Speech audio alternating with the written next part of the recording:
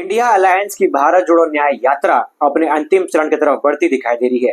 राहुल गांधी अपने दमखम के साथ अपने टीम के साथ पालघर जिले में पहुंचे हुए हैं और लगातार अपने अंतिम चरण की तरफ यानी अगले 2 दिन के बाद अगर उनकी शेड्यूल की बात करें तो मुंबई की तरफ प्रस्थान करने वाले हैं।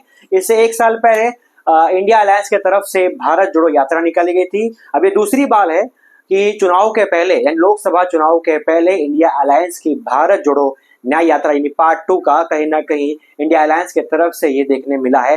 अब ऐसे में राहुल गांधी का ऐसा कहना है कि जो गैप था, जो कम्युनिकेशन था, वो कहीं ना कहीं पार्टी के बीच में और जनता के बीच में टूट सा गया था।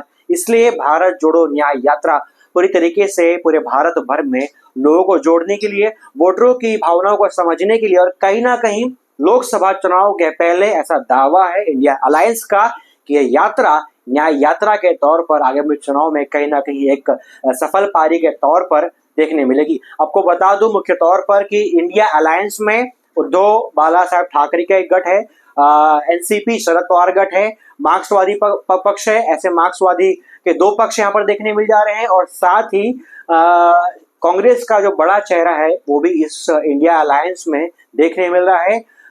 ममता की पार्टी भी है, समाजवादी पार्टी का भी समावेश है, मगर खास तौर पर महाराष्ट्र में इन 2 पार्टियों को दरकिनार कर दिया जाए तो 4 प्रमुख पार्टी महाराष्ट्र में कहीं ना कहीं कांग्रेस के साथ आगामी चुनाव में अपना साथ गांठ जोड़कर चुनाव की तैयारियां करने के लिए एक साथ जमीन हकीकत पर काम करती देखी जा रही है।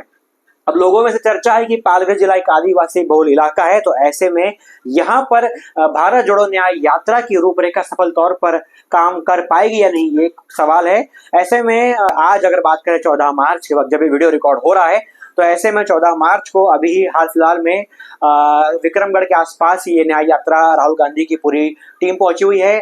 15 तारीख को सुबह 11 बजे के आसपास वाड़ा का जो ठिकाना है बताया गया है, लोकेशन है 11 बजे के आसपास वाड़ा, फिर वहां पर दोपहर को 2 बजे के आसपास विश्राम कर भिवंडी थाना मार्ग से ये पूरी न्याय यात्रा मुंबई की तरफ प्रस्थान करने वाली है।